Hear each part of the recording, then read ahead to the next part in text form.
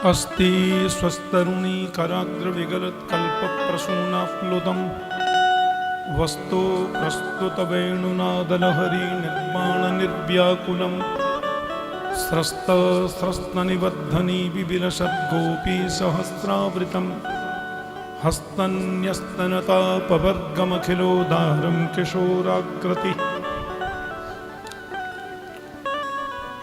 मूकं करोति वाचालं पंगुं लंघयते गिरिं यत्कृपातमहं वन्दे परमानंदमाधवम्।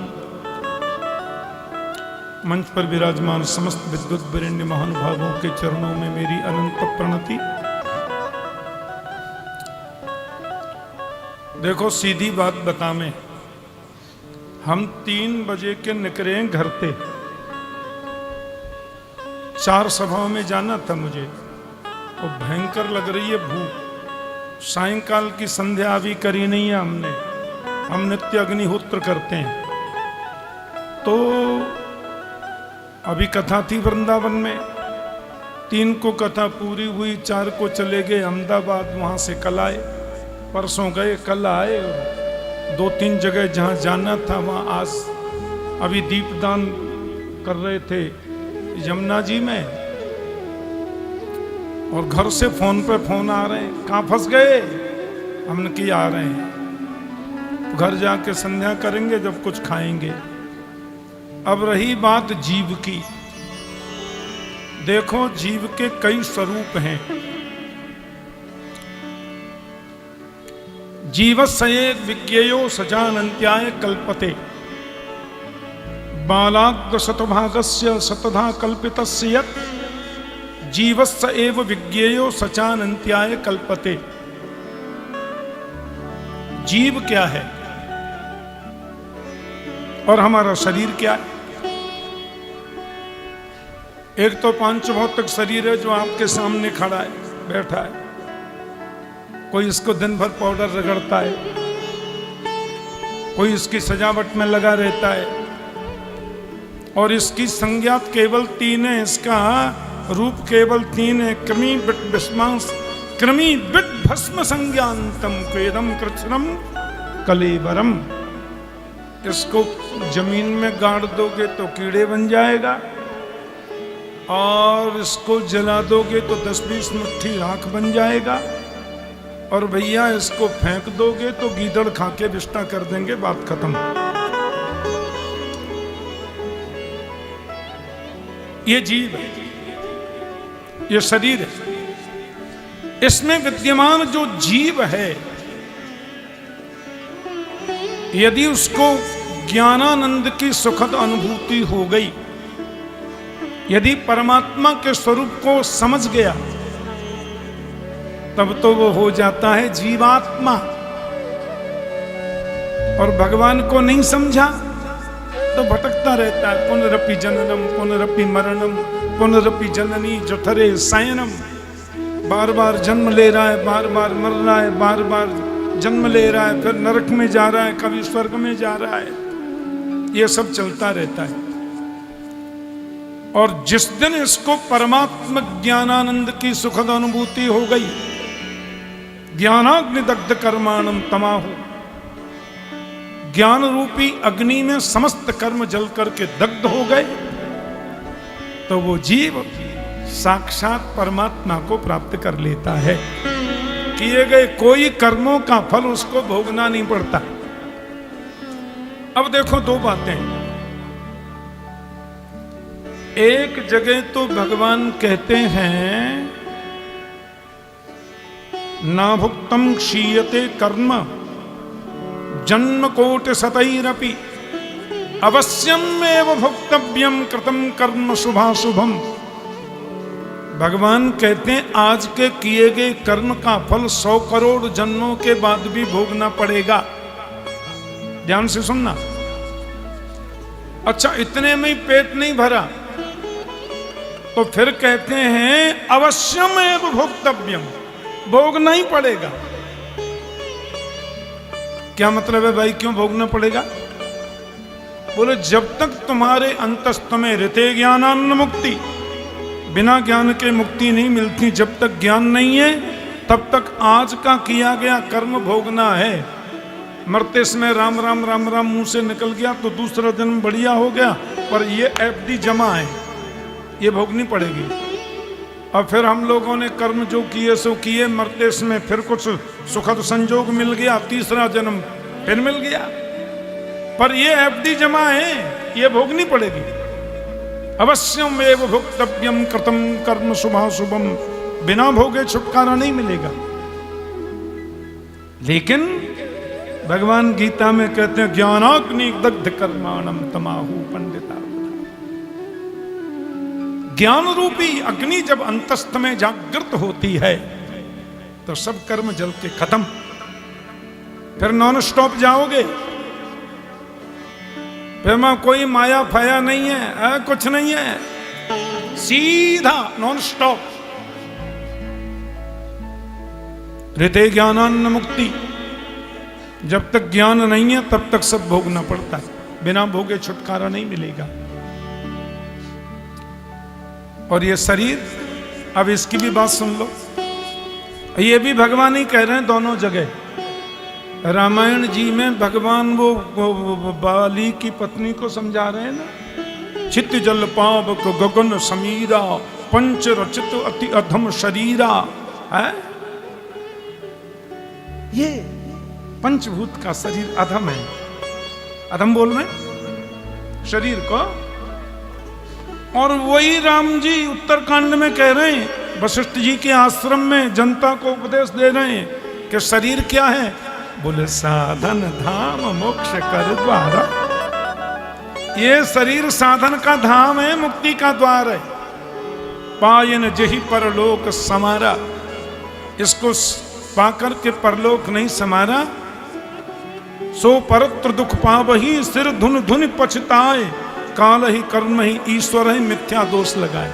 लोग सब खत्म कर दिया। वहां कह रहे हैं ये अधम शरीर है, और यहां कह रहे हैं कि ये तो साधन का धाम है, मुक्ति का द्वार है। अधम शरीर किसके लिए है? जो सत्संग नहीं करता, जिसने ज्ञानार्जन नहीं किया। ब्रह्मभूत प्रसन्नात्मा न शोचति न कांक्षति, समस्त सर्वेषु भूतेषु मद्भक्तिम लभते पराम। उस स्टेज पर यदि नहीं पहुंचा है, ध्यायतो विषयान पुंसः, गीता में कृष्ण कह रहे हैं, ध्यायतो विषयान पुंसः संगस्तेषुपजायते, संगात संजायते काम, कामात् क्रोधोऽभिजायते। व्यक्ति विषयों का ध्यान करता है तो इसके मन में संग पैदा होता है, और क्योंकि ध्यान विषयों का किया इसलिए वो संग कुसंग होता है। और संगात संजायत, देखो स्टेप बाय स्टेप कितना गिरता है जी। संगात संजायते काम, संग से ही काम उत्पन्न होता है, और कामात् क्रोधोऽभिजायते, काम से क्रोध की उत्पत्ति होती है। और क्रोधात् भवति सम्मोह, सम्मोहात् स्मृति विभ्रम, स्मृति भ्रंशात् बुद्धिनाशः, बुद्धिनाशात् प्रणश्यति। क्रोध से सम्मोह पैदा होता है, सम्यक मोह। मोह भी छोटा मोटा नहीं। और सम्यक मोह से क्या होगा? स्मृति विभ्रम, एक भ्रम एक विभ्रम। और इसके बाद क्या होगा? बोले स्मृति भ्रंशात् बुद्धिनाश, जिसकी स्मृति नष्ट हुई उसकी बुद्धि नष्ट हो गई, बुद्धिनाशात् प्रणश्यति। लेकिन ज्ञानाग्नि दग्ध कर्माणम, ज्ञान रूपी अग्नि में समस्त कर्मों को जलाकर जिसने नष्ट कर दिया, मां ये सब कोई स्टेप नहीं आते। जीवो ब्रह्मई बना पर, गोस्वामी जी कहते हैं सोहमस्मीति वृत्ति अखंडा, चिदानंद रूप शिवोहम शिवोहम। न वह माया का प्रवेश है और न वह इन झंझा बातों का प्रवेश है। देखो इंद्र ने स्तुति किया भागवत में कि विशुद्ध सत्वम तव धाम शांतम, तपोमयं ध्वस्तरजस्तमस्कं मायामयोऽयं गुणसंप्रवाहो न विद्यते ते गृहणानुबंध। भगवान का नाम, भगवान का रूप, भगवान की लीला, भगवान का धाम, ये चारों सत्व गुणात्मक हैं। यहाँ पर रजोगुण और तमोगुण का स्पर्श भी नहीं है। शांत हैं, तपोमय हैं, रजोगुण तमोगुण को ध्वस्त करते हैं। पर माया में जो जीव है सो माया बस भयो गुसाई। ये बंधन क्या होता है? अब देखो विषय तो ऐसा मिल गया है और मुझे लग रही है भूख, मैं घर जल्दी जाऊंगा। अब समस्या ये है कि इस विषय पर तो आध पौन घंटा में तो मशीन गर्म होगी, फिर बैठो 5 घंटा। माया क्या है, जीव क्या है, आत्मा क्या है, अनात्मा क्या है, इंद्रियां क्या है, स्वस्वरूपानुभूति, परस्वरूपानुभूति, परमात्मा स्वरूपानुभूति, ये तो बड़ा लंबा प्रसंग है। पर एक में ही समझ लो, सो मायावस भयो गुसाई, बंध्यो कीर मरकट की नाई। माता देवहूति ने कपिल देवहूति संवाद में, भागवत में प्रश्न किया है, बंधन शरीर का होता है, मन का होता है कि आत्मा का होता है? और ये मुक्ति मुक्ति मुक्ति मुक्ति हल्ला मचाते हैं सब। ये मुक्ति आत्मा की होती है, शरीर की होती है कि मन की होती है? भगवान कपिल ने भागवत में कहा है, जो शरीर की मुक्ति का प्रयास करते हैं माता, वो मूर्ख होते हैं, क्योंकि इसकी मुक्ति कभी नहीं होती। इसको महामंडलेश्वर बोल दो, इसको जगत गुरु बोल दो, इसको ठाकुर जी बोल दो, इसको पंडित जी बोल दो, गति यही होगी कि गीदड़ खा के विष्णा करेगा, जला दोगे तो राख बनेगा, और गाड़ दोगे तो कृमि बिट भस्म संज्ञानतम। इसकी मुक्ति काहे की? आत्मा की मुक्ति का जो प्रयास करते हैं माता, वो महामूर्ख हैं। कपिल कह रहे हैं भागवत में, जो आत्मा की मुक्ति की चेष्टा करते हैं वो भी नासमझ हैं। क्यों? क्योंकि जिसका बंधन ही नहीं उसकी मुक्ति का प्रयास क्यों? सुनिए, यहाँ ये आपने कहा कहाँ महाराज, कहाँ बात है? हमने कहा जरा बंधन खोलो, हथकड़ी लगी है। आपने कहा कितने लगी हथकड़ी? हमने कहा इतने लगी।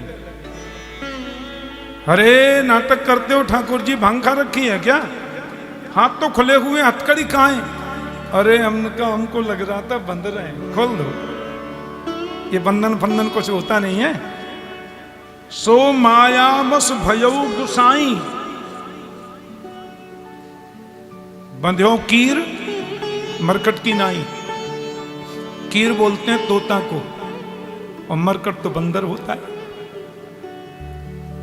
एक प्लास्टिक की रस्सी बंधी थी, ध्यान से सुनना। इस ले से लेके वहां तक रस्सी बंधी, और उसमें एक लोहे का पाइप लगा था। पाइप में होकर रस्सी आ रही है, उस पर कोई खाने की चीज चिपका दी। सो तोता महाराज आए, आकर के बैठे खाने को। सो ऐसे हो गए। अब तोता नीचे पैर ऊपर। दूसरा तोता आकर के बोला, एनी प्रॉब्लम? लटका क्यों है, उड़ता क्यों नहीं? तोता बोला, ये पाइप ने मेरे को पकड़ रखा है, ये मेरे को छोड़े तब तो मैं उड़ूं। पाइप ने उसको पकड़ा कि उसने पाइप को पकड़ा है? ऐसा ये माया का बंधन है। माया पाया भी कुछ नहीं है, ये टोटली। अब क्या बोलूं, ये सब भी उन्हीं के लिए जो खामा ही खां बन रहे हैं। आत्मज्ञानी के लिए काई की माया और मरकट की नाई। आपने सुराही देखी है? सुराही गर्मी के दिनों में पानी भरते हैं, उससे बड़ा एक और घड़ा, मुंह उसका छोटा। आहा बंदर आया। देखो गोस्वामी जी ने उदाहरण क्या दिया है। बंदर ने ऐसे देखा तो उसमें थे चने, है चटपटे चने। बंदर का सुगंधी भी आ रही है, ऐसे हाथ किया और उसमें डाल दिया, पूरे चने ऐसे भर लिया हाथ में। अब मुट्ठी हो गई बड़ी, बंदर ऐसे निकाले तो निकले ही नहीं। और दूसरे बंदर आए सेवा कुंज वाले, उसने आके पूछा क्या प्रॉब्लम है, ये हाथ निकालता क्यों नहीं है? बंदर बोला इसमें भूत बैठा है और भूत ने मेरा हाथ पकड़ लिया, वो छोड़े तो निकालूं, भूत तो था ही नहीं। तो वास्तव में बंधन कुछ होता नहीं है, पर जिसको आत्मानुभूति नहीं हुई, जिसने चिंतन नहीं किया, चिंता से चिंतन की यात्रा का नाम भागवत है, संशय से समाधान की यात्रा का नाम भागवत है। परमात्मा की नित्य सन्निधि कराने का नाम श्रीमद् भागवत है। और उस ज्ञान के माध्यम से जब उसकी सन्निधि की अनुभूति होती है ना, बस वो कबीर कहते हैं, लाली मेरे लाल की जित देखूं तित लाल, लाल ही देखन में गई, मैं हूं भय गई लाल, ब्रह्मविद ब्रह्मैव भवति, बात खत्म। और सब चिंतन तो आप लोग कर ही रहे, बहुत अच्छा लगा। मैं तो 3 बजे का निकला, कहीं 2-3 जगह था, और रामविलास जी ने कहा आपको आना है, सवेरे मुझे बाहर कथा करने जाना है, भागदौड़ ऐसी रहती है। तो हमने कहा देखो मैं आऊँगा तो सही, आज ट्रैफिक बड़ा है वृंदावन में, गाड़ी निकलने नहीं दे रहे हैं, वो हमारे तो लगा हुआ है तो आने देते हैं, पर जनता छोड़े तब तो आए। तो जैसे तैसे भग भगा के इन्होंने कहा कि चाहे 2 मिनट को आओ, पर विषय इतना बढ़िया था कि ये तो 2 मिनट क्या 2 घंटा में न हो पूरा। हाँ, तो सबको मैं प्रणाम करूं और अब मैं जानो चाहूँ। वन बिहारी लाल की जय। पूज्य श्री ठाकुर जी महाराज व्यस्त होकर के भी समय लेकर के पधारे और बहुत ही सुंदर जीव जगत माया का वर्णन किया। अब हम लोगों के मध्य में